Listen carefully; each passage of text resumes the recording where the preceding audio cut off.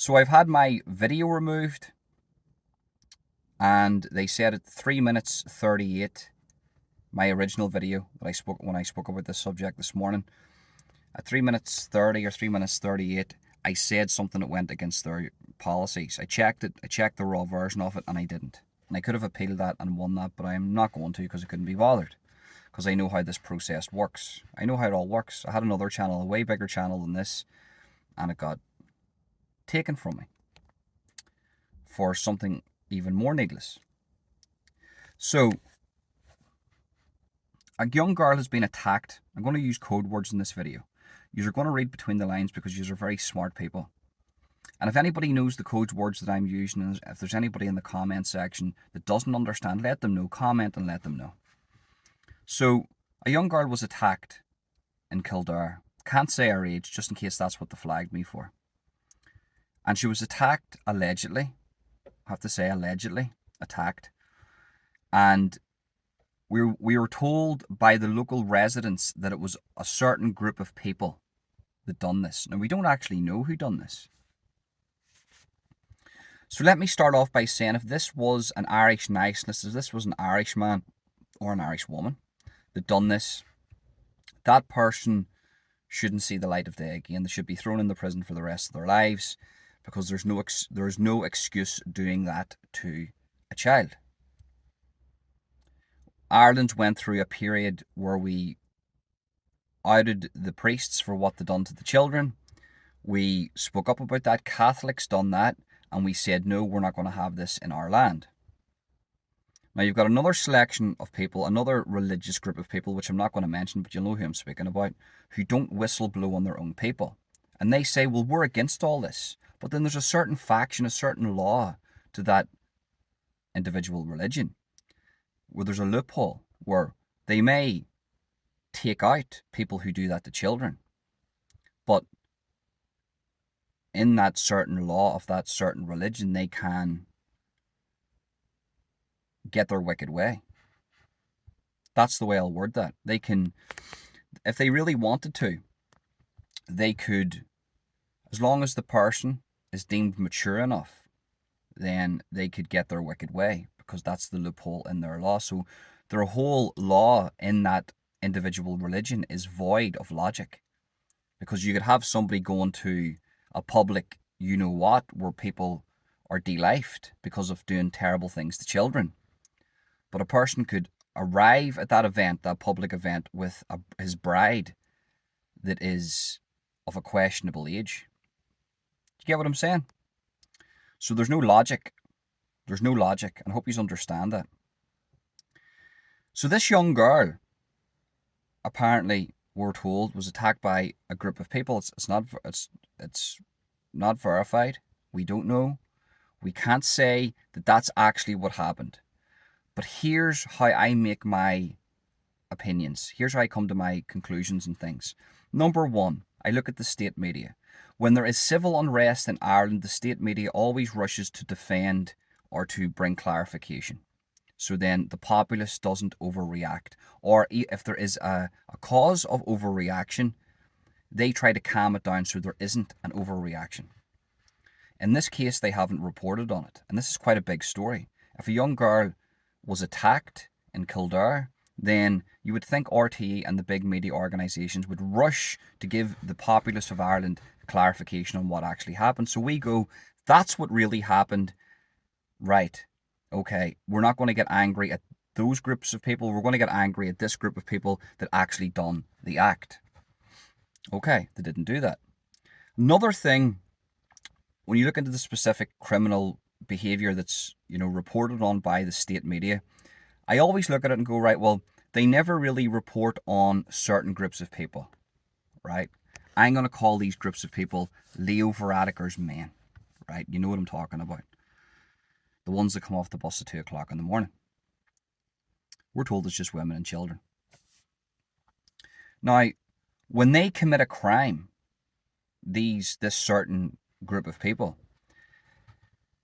it's never really reported on heavy, because the state media is taking direct instructions from the state, and they don't want to cause civil unrest. So, when you're paying your TV license down south, just know that you're not paying for the full truth. They're maybe not lying to you fully, but they're not telling you certain things. They're dodging the subject. And it's like that in this situation. RTE hasn't reported on it. Big news organisations haven't reported on it. Even English and Scottish and Welsh and Western news organisations haven't reported on it. So that would be an indication to me, and knowing the pattern of behaviour that the state media has, that they have avoided talking about this because a certain group of people have done it. The group of people that Leo Varadkar favours. Okay, you get what I'm saying? So that's how I come to my conclusions and things. Now, if, as I said, if this is a person, we have issues like this in Ireland. There's issues like this all around the world where children are, you know what, and the people who do that, regardless of their religion and skin colour, need to spend a very, very long time in prison, maybe not get out of prison. If I had any power, that's what I would do. I would put them in prison for a very long time. Now, I've came to my conclusions that the people of Kildare who have whistle blown on this and said, well, actually, it was that group of people, Leo Varadkar's men, that possibly done this, and that hasn't been reported on. That has brought me to the conclusion that it is those people. And as I say, this comes at a time where there's great civil unrest. It seems like women are being attacked physically, mentally, constitutionally. They're rubbing it in women's faces. They're saying on Women's Day, we're going to remove this misogynistic constitutional law that inhibits women from progressiveness and growing in society, when really what that constitutional law is protection for women who want to raise children. And Leo Varadkar's trying to push, he's trying to push women out to work because he's destroyed the economy, and he's trying to use the women as an economy trick to make himself look good, just to mask the problems, turn himself into a scratch card, and you scratch it below the surface and you find that it's rotting to the core. And this is what he's doing. And he's over in Paris at the minute talking about giving 50 billion to Ukraine. I've got a video dropping about that tonight at 7 p.m. And demining equipment while his own country crumbles. He's the perfect definition of clean your room before you start trying to look after the world. Leo Varadkar right now, his room is messy and he needs to clean it up before he starts thinking about helping everybody else's rooms. That's who he is. But that's the woke agenda, the woke mind virus that's crept in and is destroying lots of Western societies. So here we go. Hypothetically speaking, if it is the group of men that done that, Leo Varadkar's men that done that in Kildare, then you'd have to say to yourself, every angry parent in that area would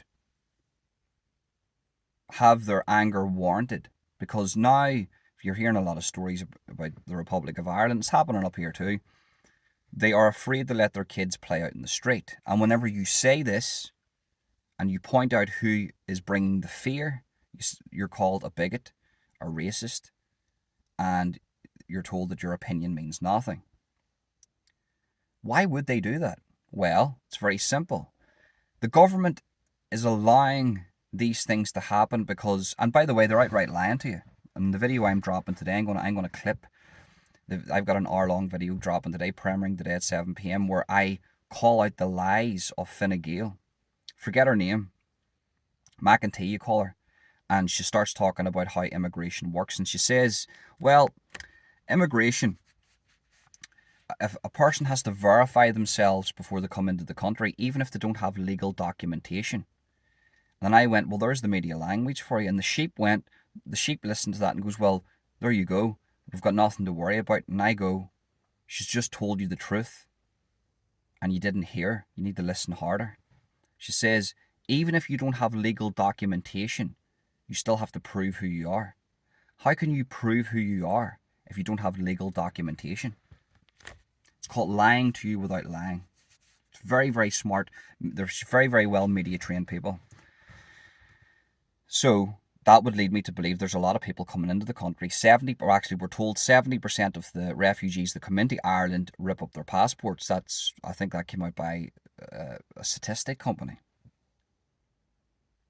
So if 70% of the people that are coming into Ireland are ripping up the passports and they don't even need to show legal documentation, and then once they're brought into Ireland and they show their Facebook or something who they are, they made a Facebook on the plane on the way over here, then they're automatically, their fingerprints are taken and their photographs taken, and they're given like an ID card, which is based in Ireland, which is now identification registered in Ireland. So now they've got more registration in Ireland than they do than the said company that they came from. And now they've probably got a brand new name, a brand new alias, and nobody really knows who they are, and nobody will ever find out who they are. You think to yourself, why would they do that? Because once they get that little card, allegedly they can vote. I don't know if that's true or not, but apparently they can vote if they've got any type of identification whatsoever. And that's being facilitated by the Irish government. Very strange, isn't it? Well, they would do that because then they can vote and then they can keep the corrupt in power. But in the meantime, you have 7-year-old girls. Sorry. I have to reword that. Because I said it, didn't I? You have people in Ireland being attacked by certain people. And how we know that, revert back to the start of this video. How we know that. Because whenever something like this happens and it's not being reported on, and the people of Ireland who are being actively at the minute are being called, bigots and racists and far you know what, when they say something and then it's not being reported on to clarify that they're wrong, then you know the Irish people are right. Now I hope they are wrong. I hope this didn't happen. I hope this is a massive misunderstanding. But as it stands, state media haven't cleared this up. They haven't came forward today with articles to say this is what really happened. So that would lead me to believe that this did happen, and the people in Kildare who spoke up about this are telling the truth. Crazy times, guys. Hopefully you understand what I said in that video, in this video here. I had to really watch my words there, but I think you understand what I mean. But that's it, guys. Go follow me on X. Use the handle on the screen. Go follow me on the free speech platforms. Use the handle on the screen. Go use the links in the description. And thank you very much for tuning in, guys. Oh yeah, by the way, share, and smash, if you're watching this on YouTube, smash the like button, subscribe, hit the notification bell, and share, and leave a comment and tell me what you think, because your opinions matter to me. Peace out.